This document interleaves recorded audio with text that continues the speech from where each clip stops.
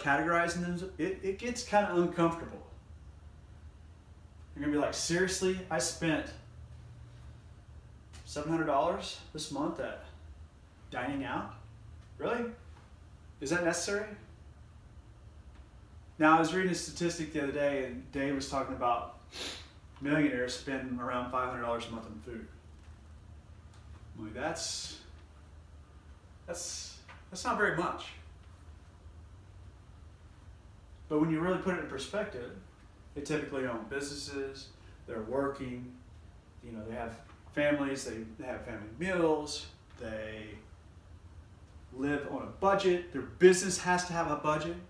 Because if you can't budget your own personal finances, how are you going to budget and keep books and understand what's important for your business when you start a business or if you already have a business? When you increase your income, you're going to increase your spending unless you have a plan designed to put that money where you want it to go. So prioritizing the list of all your expenses and understanding what is being spent and where, that will give you a transparency view of you and your money and how it relates to you and what's important to you. That tells you where your heart is. If you want to ask a simple question to somebody, you can tell them, I can tell by where you spend your money where your heart is. If they're consumed in things, that's where their heart is. They have boats and cars, 2 cars and motorcycles and all this stuff, and that's where their heart is. But you got to make sure that maybe they have all that stuff, but maybe they're giving 30% of their income away. That's where their heart is. So you have to put it in perspective of the percent of your income spending on these things. Meaning, yes, God expects 10%. Your shelter needs to have a certain percentage, right? Lenders won't lend you on a house more than 30% of your income, right? I mean, you can't get a loan if you have more than 30% of your loan, more than your mortgage is more than 30% of your income. So you need to align those. You need to automate your savings. So after you do the spreadsheet, then we're going to plug that into a budget, right? How many people raise their hand? No, don't raise your hands. In your mind, if you've gotten to, say payday was the 15th and it's the 12th and you're like, we're hitting the couch for quarters, right? It's Taco Bell 99-cent burritos the next couple days, or ramen noodles, or whatever it may be. That happens. That's because you have too much month in the month, right? Too many days in the month before payday. You don't have to live like that. When you know where you're at and you see where you're spending all your money, you can start crossing those things off.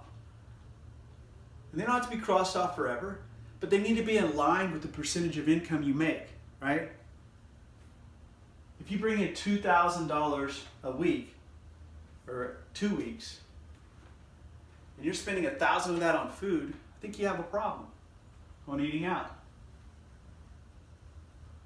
Or if $1,500 of that goes to a car payment, motorcycle payment, a boat payment, payments, you've got some problems there, okay? You need to align your priorities. So going back 3 months or a year worth of expenditures, categorize them, put them in a Google Sheets, and understand where you're spending the money in each category. Put them in categories. Start broad, then start lumping them together. And define and mark off some of these that you want to maybe eliminate, because we're going to take these categories and we're going to place them in a budget sheet. And this budget sheet is going to break it down by your payday periods. Or if you're a commission only, I have a neat budgeting sheet for that, so you can apply variable amounts of income every month in order to set your budget accordingly. We can do weekly pays, bi-weekly, monthly, twice a month, doesn't matter. The budget sheet works because the budget sheet zeroes out and puts every dollar in a place. Meaning, if you have a red at the bottom of the sheet, you're in trouble, right? You've got to start eliminating stuff. You've got to start selling some stuff. Or you're going to have to work on Saturday if you're not already. Who feels like they can work a Saturday and make an extra $200 a month? It's possible right now. I paid $200 last weekend for a guy to do my leaves. There's lots of leaves around town.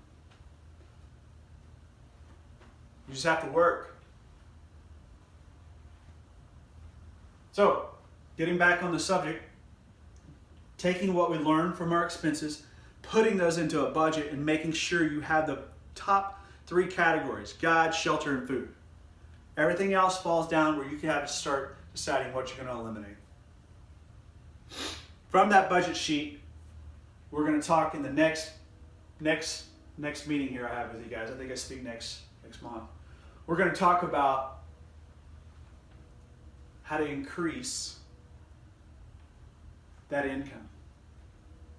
I'll give you different opportunities and show you different ways you can create an extra $200 a month.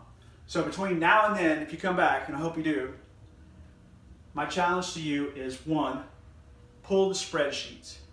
Dump all the expenditures, categorize them. It's going to take some work. Second thing you're going to have to do, while you're doing that, write down all your debts. Then when you come back next month, I'll give you a strategy on how to earn an extra $200 a month. I'll give you a strategy on how to start paying off that debt that you have. So we need to take those debt numbers, and I have another cool spreadsheet I can show you in the reasons why and how to pay off debt the fastest. So today we talked about God as our spiritual compass, why and what He expects. He expects us to love, give, and work. God created, we work. We need to be able to work and give back. We can't give to God unless we work. We can give our time. That's something He values too. But He did give us 2 hands, or most of us 2 hands. And there's people out there that don't have hands that earn. This world that we live in here in America is so easy to make and generate income. You're just not applying yourself. Next session, we'll talk about some ways that you can actually earn some extra income and how easy it is. Again, the goal here is to get you guys in the right mindset, establish where you're at with your spending habits, aligning God as your compass, defining your priorities for your money, plugging those into a budget sheet, and then developing a path to pay off that debt as fast as you can. Because as soon as you don't have $1,000 a month in bad debt going out, what could you do with that money? Where could you invest that money?